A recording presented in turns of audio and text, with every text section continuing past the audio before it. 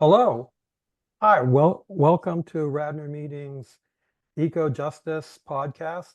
And today we are glad to welcome Bruce Birchard to be with us as he talks about some of the important things that have led him in a very active life as a Quaker. Bruce joined the Religious Society of Friends in 1967. In 1974, he and his wife moved to Philadelphia, where he worked for the Philadelphia Yearly Meetings Peace Committee for 10 years. In 1984, he became the American Friends Service Committee's Director of Disarmament Program until 1992, when he became the General Secretary of Friends General Conference, where he stayed for 19 years. Since his retirement in 2011, he had served several Quaker organizations in a volunteer capacity. He was a founding board member of Quaker Voluntary Service, of the Quaker Call to Action, and of Quaker Action Middle Atlantic region. He has also served Right Sharing of World's Resources and the Philadelphia Yearly Meetings Eco Justice Collaborative. Bruce is an active member of the Central Philadelphia Friends Meeting. So we are very happy to have him here today and ask him of some of his vast and in-depth experience and activity serving many different causes. Bruce, what brought you to Quakerism, and just as importantly, to being an active Quaker in following your spirit-led view of the world? My parents, especially my father, were very active in the Presbyterian church in the small town where I grew up. I was born in 1945. I think I joined the church in probably 1957 or something, 58 maybe. My parents were not political activists, but they, and especially my father, were always very clear that there was a difference between right and wrong, and that it was important to follow right action. He actually told me a story about how when he was in the Navy, one of the places he was posted, that the black Navy recruits would sit in one section of the dining hall and all the white guys in the other section. And I remember being impressed. He told me sometimes he would go over and sit with the black guys because he felt that was right. So I had that background. When I went off to college in 1963, by then basically the theology didn't make sense to me anymore.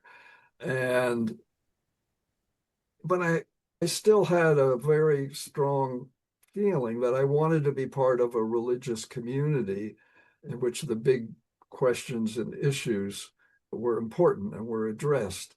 Midway through my college career, which was Wesleyan University in Connecticut, I discovered a small Quaker meeting on campus. And by the time I was ready to graduate, I joined that meeting, then went off to Chicago and became quite active in 57th Street meeting in Chicago. So so that was 1967 when I went to Chicago. And at that point, the war in Indochina, Vietnam, Indochina, was really heating up, getting worse and worse. And very quickly, I got involved in the anti-war movement there. And members of meeting were very involved in the anti-war movement. A big part of my work against the war was becoming a draft counselor. Draft counseling was done in the meeting house in Hyde Park, and I would be on duty one evening a week to meet with young men, some from the university, some from the surrounding, mostly Black community, to give them information and advice as they sought to discern or figure out what they were going to do. And that was also very helpful because I had I had a low draft number, and I knew I went there to do graduate work at the University of Chicago in anthropology. But I knew that I had a deferment for 1 year, but I knew that deferment would end in 1968. And I became clear that there was no way I was going to go into this military. I should note, I never gave any consideration to leaving the country. This is my country. I wasn't going to leave it. So I filed for recognition as a conscientious objector. My draft board back in northwestern rural New Jersey did not see fit to recognizing my claim. And a long period of over 2 years ensued in which they turned me down and the appeal boards turned me down, and I made new appeals. At one point, I was sent an induction order. I had to report for induction in the military, and I knew I'd refuse induction. But I also knew as an active draft counselor, I knew that the courts in Northern California were giving much lighter sentences for that federal crime. And frankly, I didn't want to spend any more time in prison than I needed to. So I talked to my employer and I got sent out to San Francisco for a couple of months to get my crime so that I would refuse induction there. But when I got to San Francisco, I met a guy who was one of the best draft counselors in the country, and he spent a couple hours reviewing my files, and he said, they've made several mistakes. You need to write to Washington, which I did. So at the last moment, my induction order got postponed. I went through more stuff with the draft board, and then they sent me another induction order. So I'd been back in Chicago. Now I went out to California again. But again, this guy, a really good draft counselor, said, this is crazy. He said, we're going to write to General Hershey himself. He was head of selective service, which we did. Anyway, this dragged on. And in the end, I was recognized as a conscientious objector, and I did alternate service. I think there's something in your emerge list of qualities about endurance or persistence or something like that. And yeah, it turned out I'm nothing if not persistent. I was willing to go to prison if I had to, but I was going to keep pushing. And at any rate, if I can say, that was also when I first met the Quakers in the Vietnam era, as I did not want to go. I did not want to kill. I looked back at my life, and I had been, throughout my first 20 years, had been very much a pacifist. And luckily I was not called. And one of the things that's interesting historically is this is where you're starting out, but today in 2026, we are facing those issues again. At the Radnor meeting, we are reconnecting with our conscientious objector training to counsel. We've had a number of young men who have come to us and want to establish themselves as COs. That's good. That's great. Hats off to Radnor meeting. That's really important. Yeah. So yeah, that was when I first really my introduction to political activism, and where, again, another one of your values is right action. And that was something I learned from my family, and then something that I confirmed with my activism during the Vietnam War. Yeah, that's how I got started. Yeah, it's interesting. My father-in-law, who is actually very conservative, has said that era, the Vietnam conflict, was a large mistake on the part of the administration and our Department of Defense, in that it really activated a core of people and made them put the line down. They were on one side of the line or the other side of the line, rather than just letting it slide. Yeah, yeah. My father-in-law was a staunch Republican, an old-fashioned Republican, not like they are nowadays, but And yeah, he never felt that the Vietnam War was a mistake. On the other hand, he and his wife, once I met Demi, I met her in 1969, and he always seemed to respect me, and I always appreciated that. We had a good relationship, even though we were pretty far apart politically. He was pretty far apart politically from his daughter, Demi. Demi and I were together politically, so that became important. Anyway, I want to pick up on something else that happened subsequent to that period, and it had to do with Demi. When I met Demi, she had just come back from a year on a Fulbright teaching fellowship in India. And I was very interested in India, and particularly in the Gandhian tradition and the Gandhian movement. We didn't have much money. I was teaching a Head Start program on the north side of Chicago as my alternate service, and she was a graduate student. But we saved up a few $1,000s, and then in September of 19, we flew to Europe and then made our way overland to India, overland through Turkey, Iran, Afghanistan, Pakistan. Took us about a month.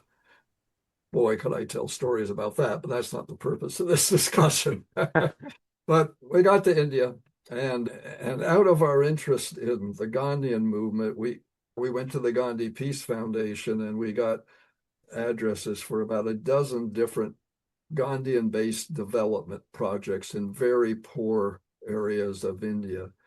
And we spent a fair amount of time over the next we were in India for 6 months, visiting all 12 of those projects. And we were both so impressed with the work that people were doing there. These were all Indians. We weren't Americans or Europeans, and with a deep commitment to Gandhian nonviolence and to the Gandhian notion of the word for their movement was Sarvodaya. Sarvodaya in Hindi means service to all, and very much a Gandhian value to serve people, in this case, who are very poor. And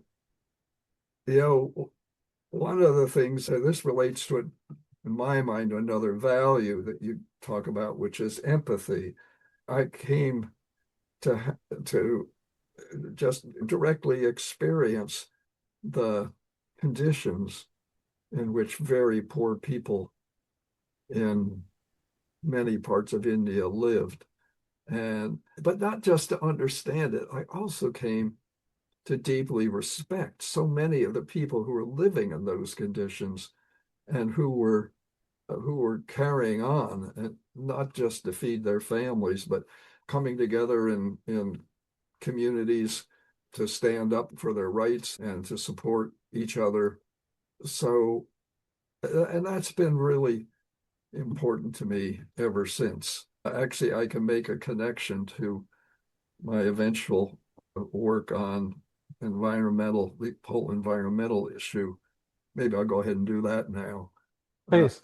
That has become an important part of the activism I've been involved in, and I have in mind, my family, we friends, most of us are really quite comfortable.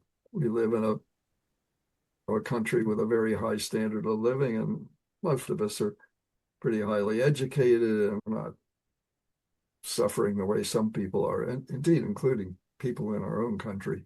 But boy, the people who are living in poor areas of India and Africa, where I've also traveled,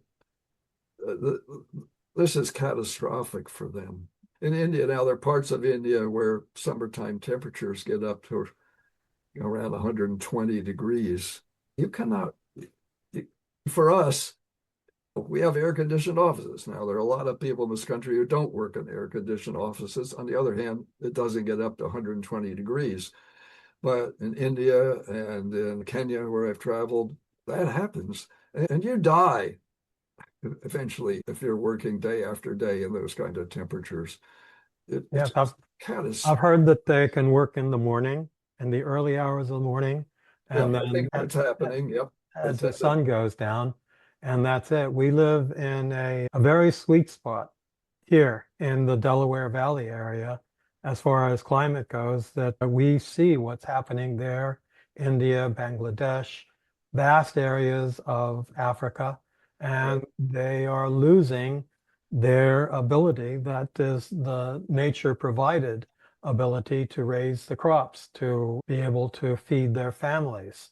And the situation is dire, and we have to be motivated through empathy to understand that is going out there. And we sometimes have to look for those news items because it doesn't make the news here as much as it's going out there.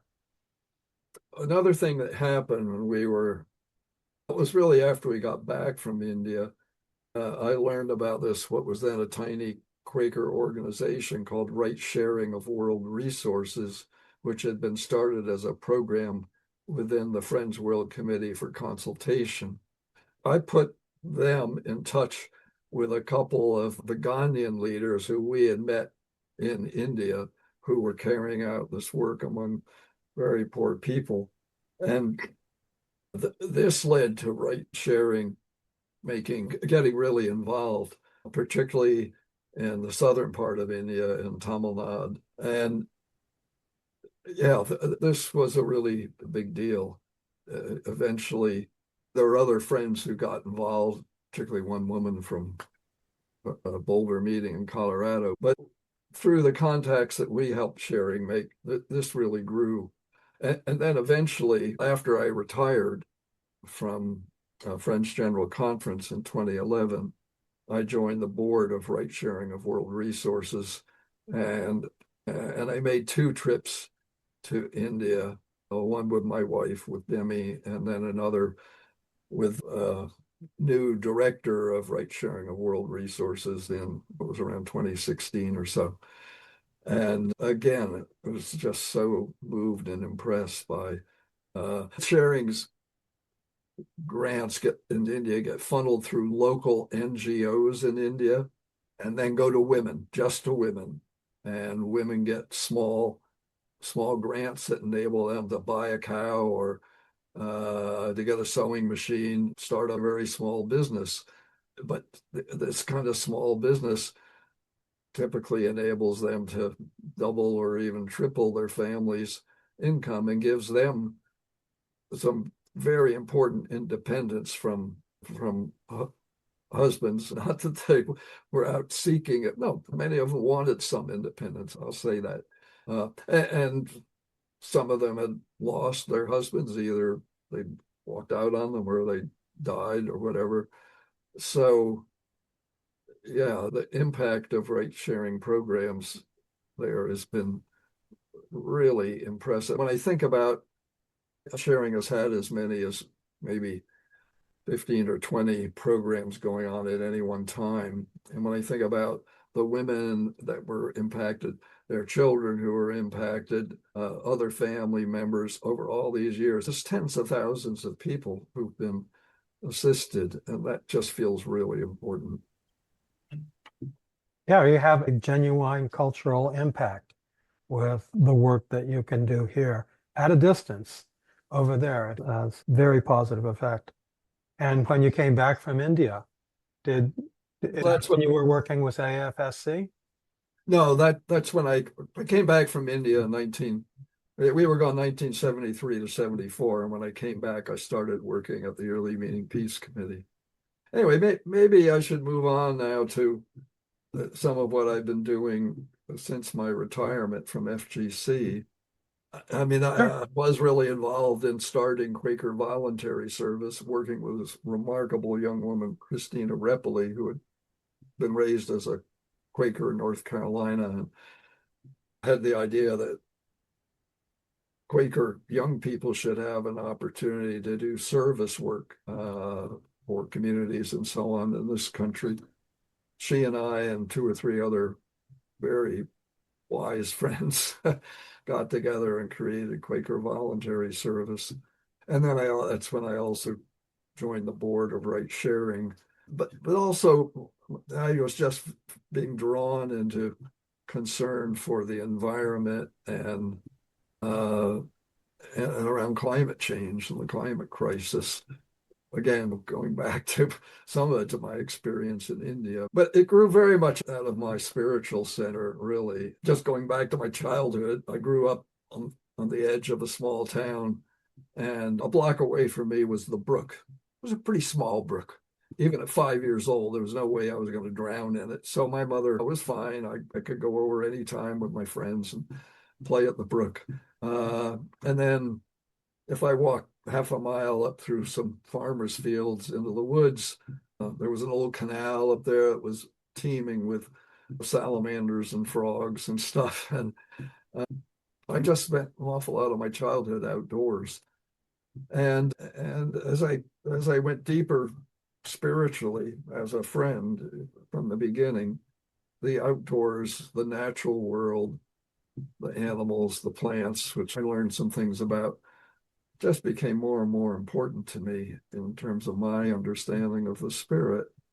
And for years, Demi and I would take off for 2 weeks at the end of every summer, and we'd go up into Canada or northern Maine, and we do these long 10 to 12 day wilderness canoe trips, just the two of us. Oh, those were the days. It was just so moving and so wonderful. So yeah, after my retirement in 2011, I also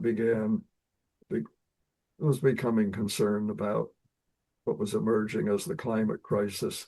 And this eventually led me to join the yearly meeting Eco Justice Collaborative, which you were part of, and we've gotten to know each other there, and Yes. Many other friends.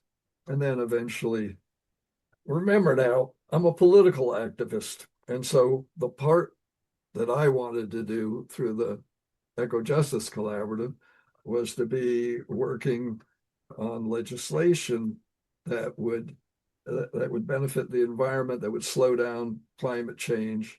Pennsylvania is not quite dead last, but 47th or something in terms of solar power per capita and stuff like that. Pennsylvania is I believe, the third largest responsible, kind of has third place in terms of responsibility for greenhouse gas emissions of all the states in the country. Not a good record. Not a good record.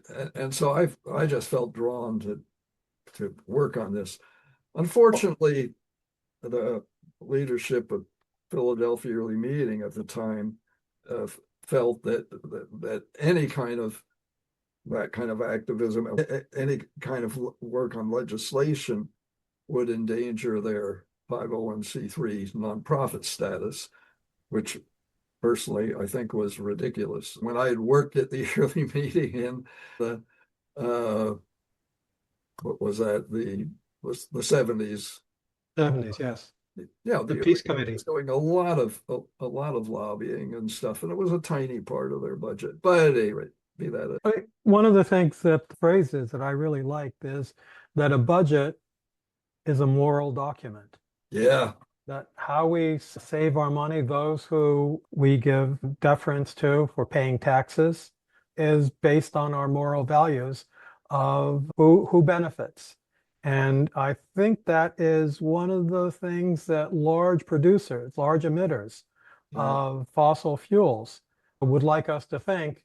It's a matter of we shouldn't use plastic straws to drink with, or the minor things that basically we do not have many options as our final consumer to affect the large issue of climate change. And we have to find a way to affect the political process to be able to make genuine changes, to steer the ship away from a catastrophe. And that's where your political activism is very important now. Yeah, absolutely.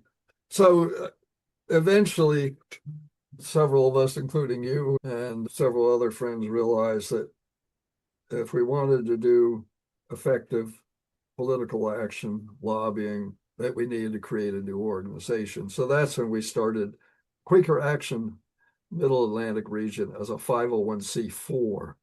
As a C4, of course, we contributors can't take a tax deduction for contributions to us. On the other hand, we're all volunteers. Our budgets are like measured in, I guess, a few $1,000s a year or something. It doesn't matter much, but we now have a way to lobby, and our focus, as Burt, is on legislation and developments in Pennsylvania, especially, and in New Jersey, and to some extent in Delaware and Maryland. And we work particularly on environmental issues and clean energy, but also we've been working on gun violence. And in the last year, we've agreed to also focus on trying to win back our democracy.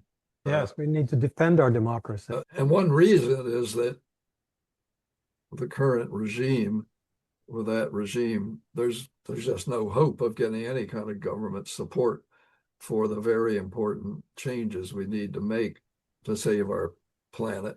Although I will say it's becoming clear that the clean energy revolution is underway, and Trump, with all his bluster and cutting out funds, attacking wind farms and stuff, has not been able to stop that transition in our country. It's just that it could be going faster and more holistically.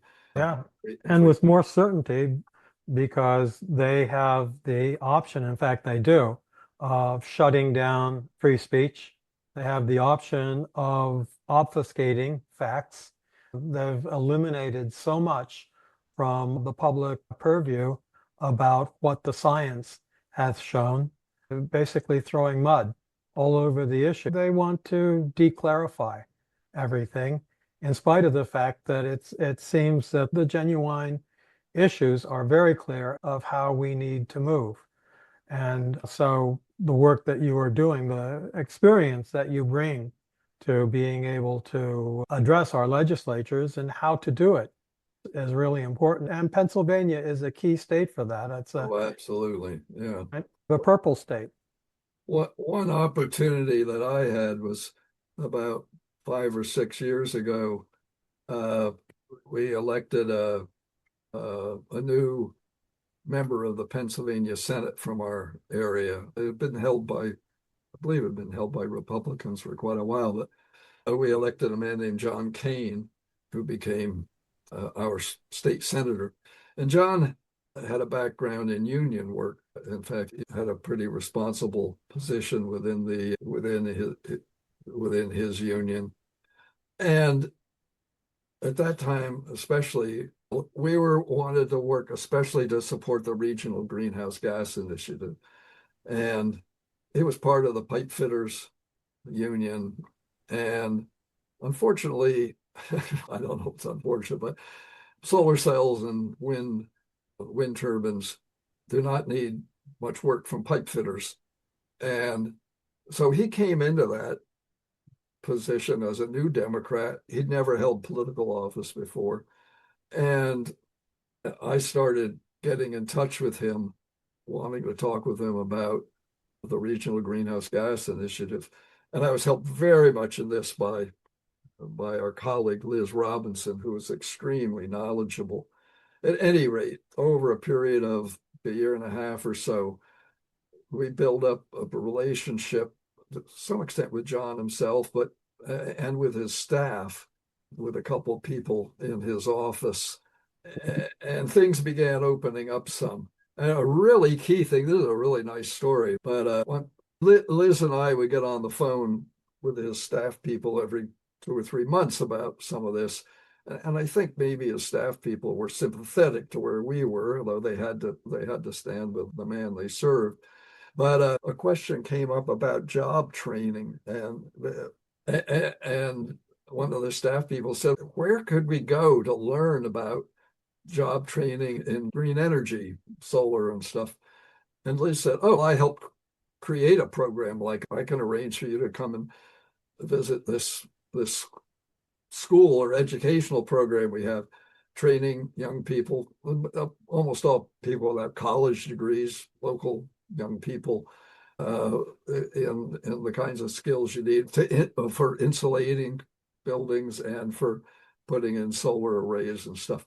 So a couple of his staff people came and Liz took them around and they were really impressed. And they went back to John and said, you really ought to come see this.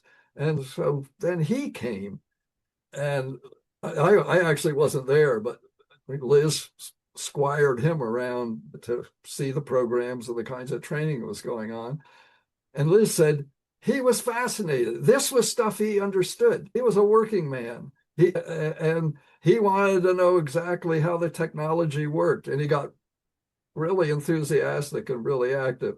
And from that point on, John became pretty much an environmentalist and somebody who he came to understand that the future, that inevitably we're moving toward clean energy, and that, union people, working people needed to stop resisting it and needed to get involved. And he himself actually has been on a governor's task force or something to look into a lot of this. So, this is something that came out of that, and that I played a bit of a role in that. That is a key issue of this political action, is up close and it is personal. You have to meet those who would appear in some ways to be not aligned with what our goals might be. However, they have real and genuine goals for their own constituents, and you have to reach out and talk with them. You have to establish a dialogue. You have to have a certain amount of courage to go to places that is not just standing on the sidelines and shaking a fist. Yeah. You have to meet the people, understand how deep their need is, and it's not antagonistic to what our needs are, and to find a way through political action to make it happen. And that comes with experience. That is very, very important. And now, of course, we're faced with this catastrophic administration and a Republican Party that just totally caved into Donald Trump and his program. And political action is more important than ever if we're going to. It's not just save our democracy as we knew it, is really parts of it are just totally destroyed. So we need to rebuild it. I think from what I've been seeing in the last couple months, and of course with this terrible war with Iran, Trump and the Republicans have become very unpopular. But we need to be serious about how we resist this. Certainly the midterm elections will be important, although we have to be realistic. They are going to pull out all the stops to rig that election, to prevent a lot of people from voting. And God knows what they're going to do. It's not just working on legislation now. It's getting smart about how we increase the resistance from large masses of the public. And what we saw to some extent with ICE in Los Angeles and Chicago, but especially in Minneapolis, they taught us how to do that. And they taught us how to do that in sub-zero temperatures. They were amazing. We need to build upon that. We need to look at effective ways to protect the integrity of these elections. We need to be building strong communities, building connections with other groups that are being heavily impacted. I think we as friends, I believe, we're called to take a leading role. We're a tiny portion of the population, but within faith communities, we have a certain reputation and which gives us a certain opportunity. And we should be, I believe, reaching out to our sisters and brothers in other faith communities and finding ways to develop more power to turn this whole thing around, and then to really work to build toward the kingdom of God on earth, to use a theological term. We can't just go back to what we had before. In a sense, assuming that we can stop this terrible thing that's going on, we'll have an opportunity to build an even better democracy and a better country. That's what I believe. I totally agree. You speak my mind entirely. And we should make sure that the Quaker Action Mid-Atlantic region has more tools there for friends to be able to make those connections and to contact their friends in other states to likewise do that and understand that we've got, I don't know exactly how to say it, not sound too prejudicial. I'm just going to call him a clown at this point at the head of our federal government. But there are many others in there who are profiting tremendously by the kingly actions that he has taken. And not to forget that they are very powerful. They have an enormous amount of money. They hire very smart people. This is at no time should we say that they're not popular, so they're not going to do well. We need to close the door on the power that they have. We need to become empowered by it. We have to realize our own power and to say exactly what we want in these situations and not just something that's not them. It's very important. And that's why I'm glad that you started your discussion about where you started out as a young man.